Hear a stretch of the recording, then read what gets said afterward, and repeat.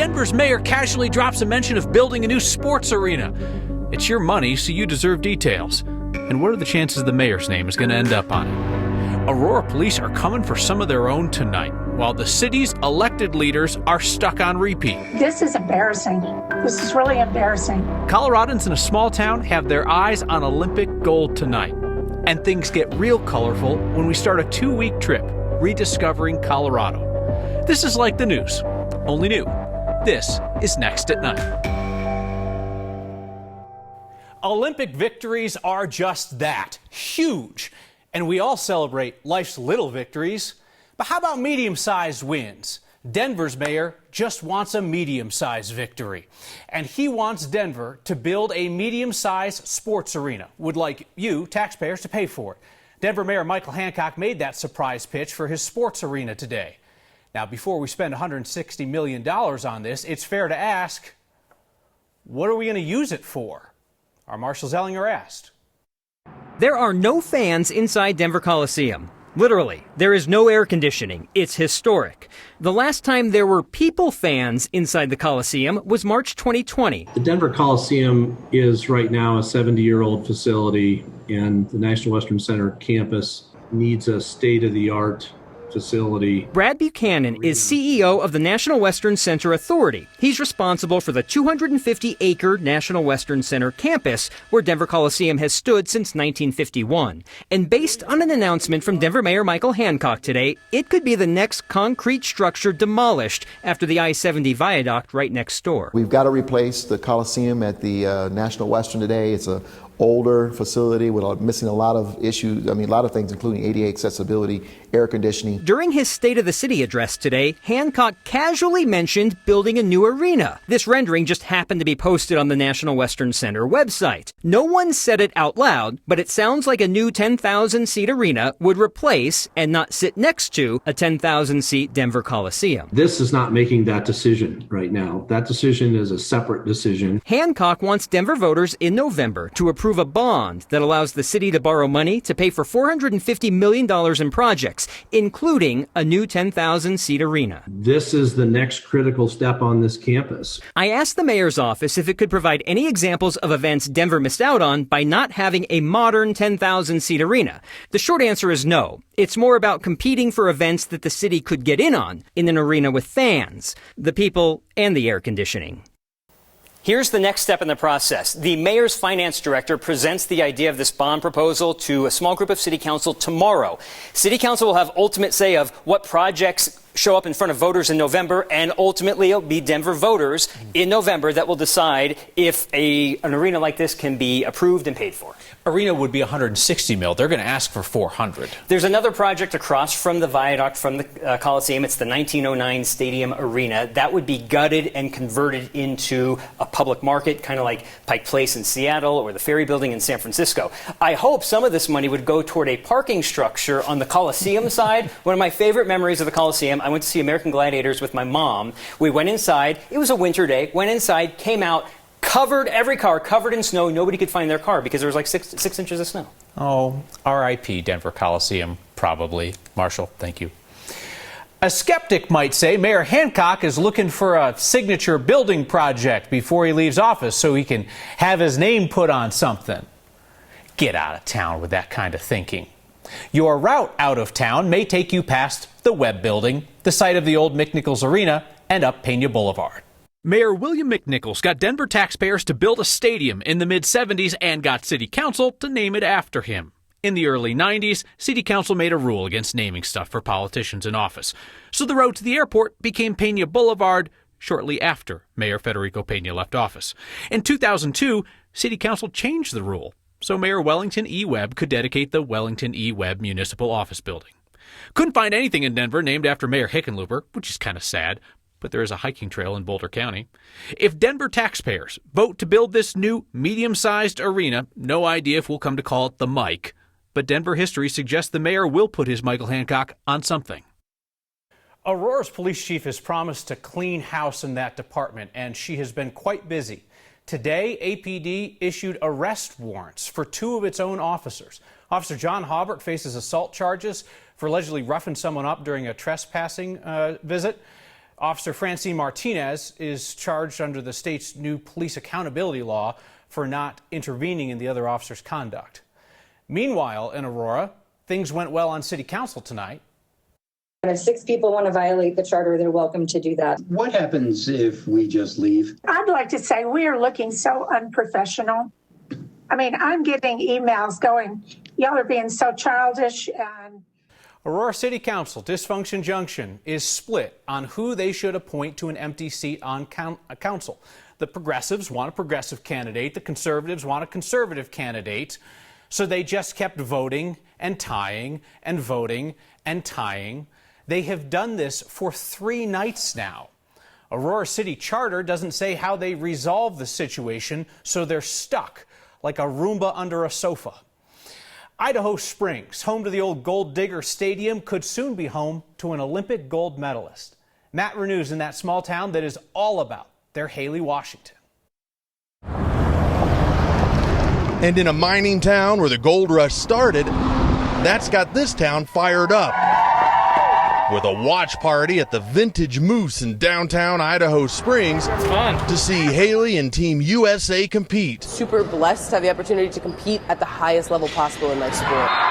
USA Volleyball is a top-ranked indoor volleyball team, and Haley Washington is from Idaho Springs, a place where they have a history of people going for the gold, and right now that's Haley. You know, that's where she came from. Whose parents, Alex and Danielle, Parents of Haley Washington. along with friends and a former coach. It wasn't for her getting Haley into volleyball, we wouldn't be where we are right now. Have all gotten together 5,700 miles from Tokyo. We try not to think about that part, though. Yes. To see this hometown athlete make a run for her own gold rush. That's nice. Yeah, I like that.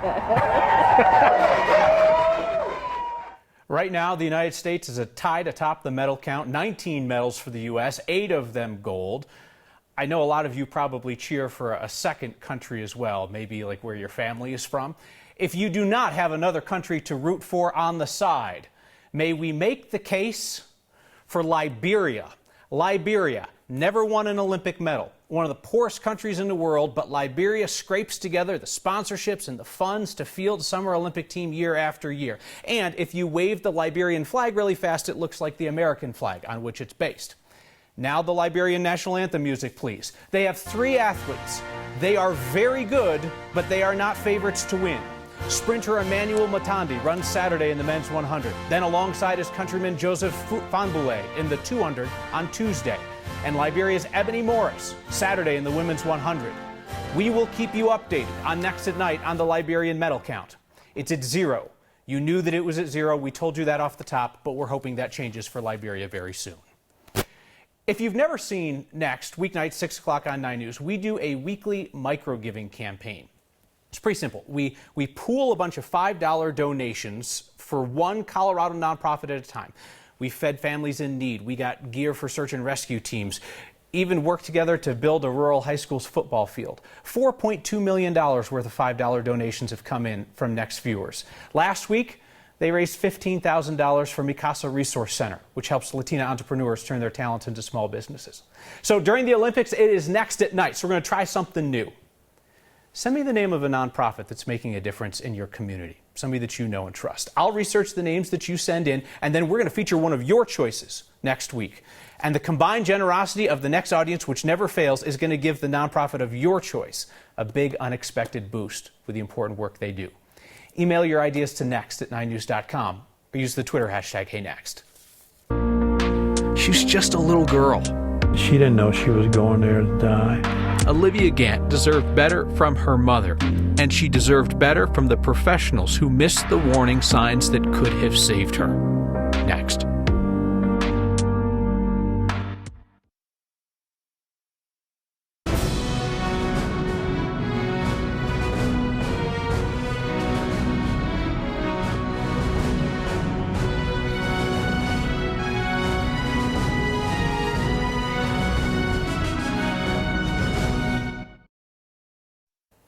Olivia Gantt symbolized the good done by Children's Hospital Colorado until she was gone. Prosecutors say that young girl's death in 2017 was due to her mother's actions. Yet it also raises uncomfortable questions for Children's Hospital. Nine Wants to Know investigative reporter Chris Vanderveen spent weeks analyzing medical records given to him by Gantt's family to better understand what happened to that girl at the end of her short life. Here, let's make a tea table. So first one is Cinderella. Cute as a button? She's gonna make... No, cuter. So much cuter. Olivia Gantt exuded joy. Cool! Look at all those details. Even as a system designed to protect her failed. It rips your heart out, you know. She could still be with us. You know, she did not have to die. The day Olivia left Children's Hospital for good, she celebrated. And be into the worries for the rest of your days. No worries, she thought. She didn't know. A hospice nurse noted, very happy that she's going to a nicer place where there will be no more owies. It's heartbreaking. I mean, it plays over and over in my mind. She didn't know she was going there to die. Lonnie Gautreaux was Olivia's step-grandfather. A frequent one-man audience to Olivia's one-kid show. See, wow, Cinderella, you're so different. Oh no, the elephant failed. Help, get the elephant. He can watch these videos over and over. And be into the worries for the rest of your days. Not this one, though. Not knowing what he knows now. They put a child in hospice to starve to death. As far as I'm concerned, that's how she died. She starved to death. That was 2017, but this story begins years earlier when Olivia's mom, concerned about Olivia's digestive problems, moved the family to Colorado just to be close to the world-renowned Children's Hospital. As years passed, a mystery deepened involving Olivia's entire digestive system. In 2014, children's doctors began placing all sorts of tubes into Olivia's body to help feed her and help get rid of waste. You can see why Children's used Olivia in its promotions and fundraisers. The cake she made with Miss Colorado netted hundreds. Can you whistle? 1,000 visits and 25 surgeries later, Make-A-Wish came calling. Today, her wish came true to become a firefighter. And Kelly Turner, her mom, told us her daughter was going to die. She's in intestinal failure, and we don't know how much longer she has. Terrible and tragic. But was it the truth? Olivia's medical records show staff here at Children's had suspicion, had doubt, which quietly culminated during the final month and a half of Olivia's life. You didn't know that there were some staff members that were starting to question some things? No, not at all. Those records suggest it really got going July 11th, 2017. Mom would like to allow Olivia to die naturally as she pushed to continue the DNAR, or Do Not Actively Resuscitate order. Problem is, individual team members had personal moral objections to it. One doctor had a conscientious objection to the DNAR and refused to sign it. 2 weeks passed. Mom wanted more. Kelly is intending to pursue discontinuation of artificial nutrition, known as TPN. So TPN is total parenteral nutrition, so it's essentially IV nutrition. University of Chicago pediatric medical ethicist Dr. Kay Sarah Hohen says what Mom wanted was clear. Stopping TPN in someone who is TPN dependent is going to lead to certain death within weeks. As the ethics team considered if it was ethical to discontinue TPN, it said it needed to consider Olivia's quality of life. July 28th, a nurse noted, Olivia is sitting up in bed playing her video games. July 29th, Olivia was happy and polite. July 30th, playing her games and watching shows. August 1st, the ethics team noted, Mom's descriptions of Olivia do not always seem consistent with the team's observations. For the first time in writing, the team mentioned the possibility of medical child abuse, a term to describe a parent who pushes unnecessary medical care. That day, Olivia appeared happy and comfortable. This is not someone who's in tremendous distress. This is not someone who's in pain. And yet that day, one doctor at Children's concluded he was comfortable discharging Olivia to hospice, where TPN would be discontinued. And be into the worries for the rest of your days. As Olivia sang on her way to hospice, a hospice nurse noted, She is unaware that stopping nutrition will assuredly cause her demise. And I think when that many people are uncomfortable, that needs to be something where someone says, okay, we're going to stop, we're going to pause, let's go to another hospital, get another opinion. But Dr. Hohen says that pause could have exposed Children's to criticism for all of the surgeries and for all of the times its staff had treated Olivia. I mean, I think there's a potential for conflict of interest when you have someone who's literally been the poster child for that hospital for a long period of time and now saying, gosh, we're not sure, we're missing something. 2 days before Olivia died, Lonnie Gautreaux, unaware of the internal hospital debate, sat with his dying granddaughter. And I grabbed her little hand, and she opened her eyes, and being on all his heavy narcotics, she recognized me and said, Papa, I'm hungry. He cursed the disease he thought was killing Olivia. Years later, he learned something else when prosecutors charged Kelly Turner, Olivia's mom, with murder. An autopsy had found no anatomical findings to support many of the conditions Kelly claimed her daughter had. Prosecutors believed what some hospital staffers had once feared. Mom's lies had motivated at least some of the medical treatment. And all the signs were there for them to protect her and to report abuse and save her life. Instead, they put her on a deathbed. We asked Children's Hospital for an on-camera interview. A representative declined. In a prepared statement, that spokesperson called this an incredibly complicated case, one made even more so by privacy laws in an ongoing criminal case. It did stress Children's deep sense of commitment and professionalism it brings to all of its patients. We also asked Children's about its decision to use Olivia in its promotions and fundraisers. It provided a general statement on how the hospital relies on many families and patients when it comes to raising money and awareness. Kelly Turner faces life in prison if convicted. Her trial was set to start next month, but it's now been put on hold. Colorado does have a mandatory reporting law that requires people who suspect child abuse to report to authorities. Prosecutors decided not to apply that law to anyone at Children's. Kyle? Can I imagine, Chris, her grandfather's pain? And in this situation, you see something that I think plays out in a lot of workplaces, not just in healthcare settings, where some people have concerns, but then somebody else's lack of concern means the issue just kind of goes nowhere. It is very, very clear that there was a lot of concern among staff members at Children's Hospital. The question is, why did their concerns not rise to the threshold of causing that pause? Important to take another look. Thanks, Chris.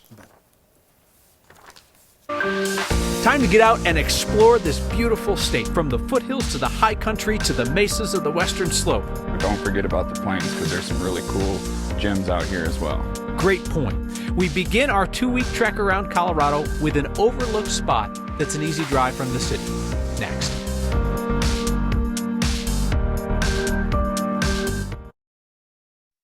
Let's get out and explore again, Colorado. As the world reopens, we're hitting the road for the next couple weeks. Our Mark Salinger is rediscovering Colorado, the state where he grew up, with his partner in adventure, photojournalist Ann Herbst.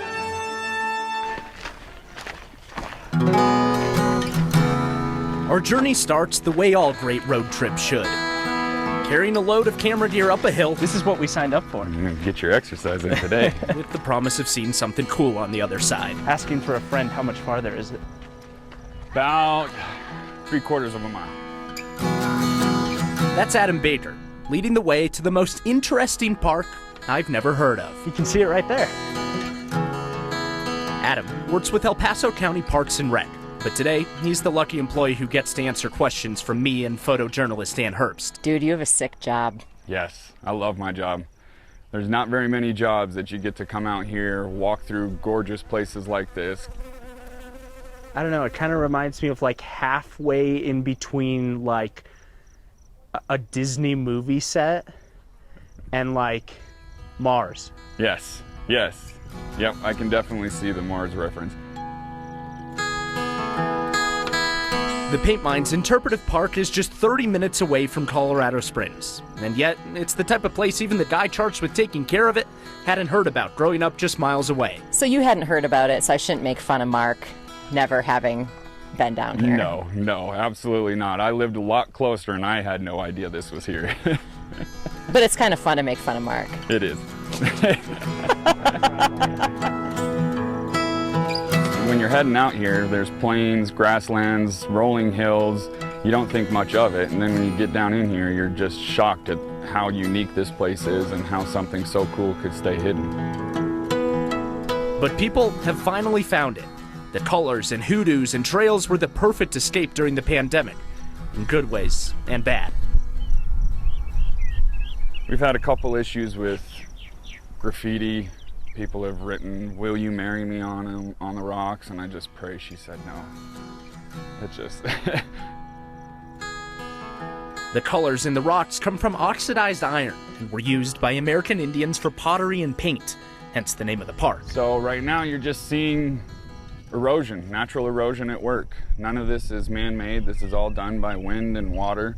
They believe that humans have been in this area for over 9,000 years. Fast forward to modern times where the land sat on private property for years before the county bought it and made it a park. Hi, guys. Have fun. Oh, look at those binoculars. Sweet. Where two journalists carrying too much equipment take the wrong trail when the guide goes home. Are we lost? This isn't the way we came.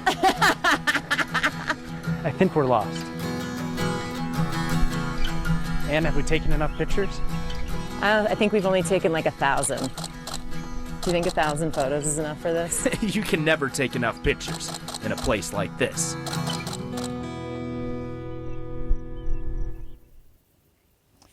And the fire pit's looking pretty good. Dude, we're like on TV right now. What do you think that is over there? Thanks for the reminder, yeah.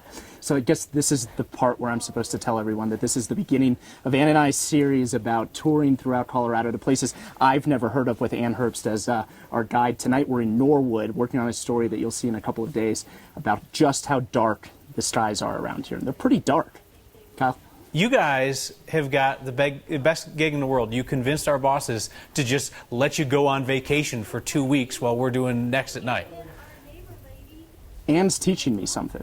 Yeah, I'm teaching young Mark here, who turned 26 yesterday, how to kind of go on a road trip for work. And it's a little bit of trick I've learned over the years, Kyle, as you probably know. It's a tough job, but somebody has to do it. That's very good stuff. It's very cool, though. Even a Colorado native finding new places to explore, and Ann's the perfect guide for that. Thank you, guys. Look forward to your adventures. All right, you all get the final word around here, just as you always do, next.